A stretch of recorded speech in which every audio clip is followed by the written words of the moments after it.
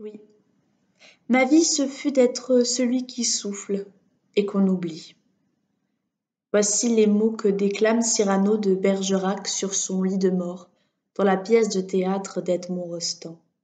À travers ces paroles, il est comme le mendiant assis au bord du trottoir, dont la foule lui passe devant les yeux, comme l'oisillon aux ailes blessées qui tente en vain de s'envoler de la flaque d'eau.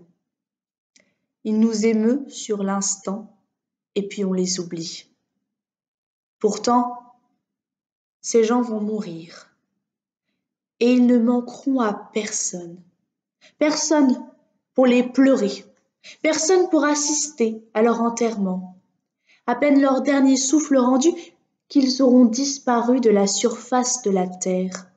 Aucune trace matérielle, aucune photo, aucun souvenir dans la mémoire d'autrui, au point que l'on vient à se demander s'ils ont existé un jour.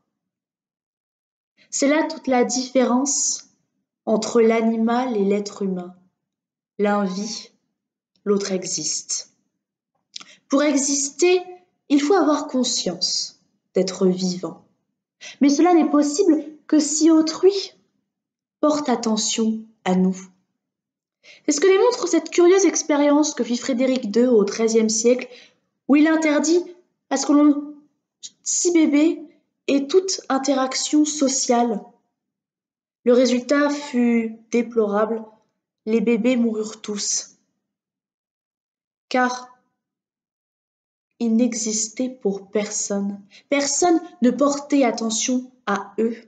Ils étaient simplement une tâche à accomplir afin que des nourrices viennent remplir leurs besoins primaires, mais elles n'avaient pas de sentiment pour eux.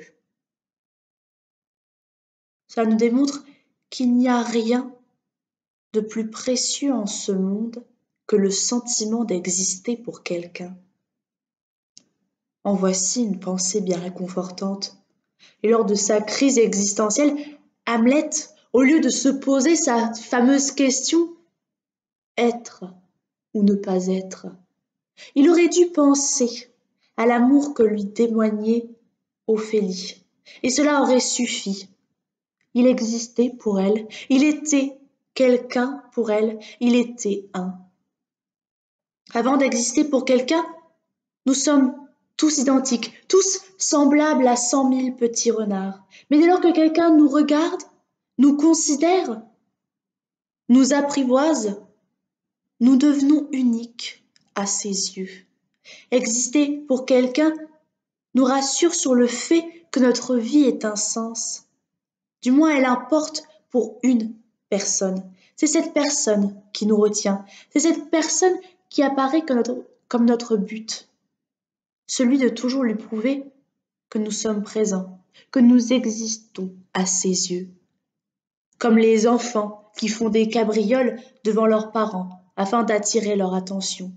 Comme les chevaliers prétendants qui accomplissent moultes exploits afin que celles qu'ils convoitent ne les oublient pas. À travers ce sentiment, les hommes ont la certitude que leurs vies ne furent pas vaines et qu'après leur passage, ils existeront encore un peu à travers la mémoire et les souvenirs.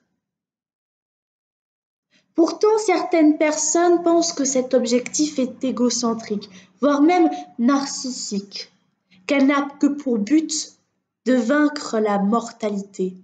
Pour eux, nos vies sont comme les vagues qui vont et viennent sur la plage, sans que personne ne puisse les retenir. Et bien fou celui qui tente, car cela sera en vain et il souffrira. Mais c'est faux. Le but d'exister pour quelqu'un, ce n'est pas juste garder une photo ou avoir une vidéo TikTok de nous. Non, ça, ce n'est pas ça le sens de la vie. Le sentiment d'exister pour quelqu'un est bilatéral. Tu existes pour moi, j'existe pour toi. Nous nous donnons mutuellement de l'intérêt.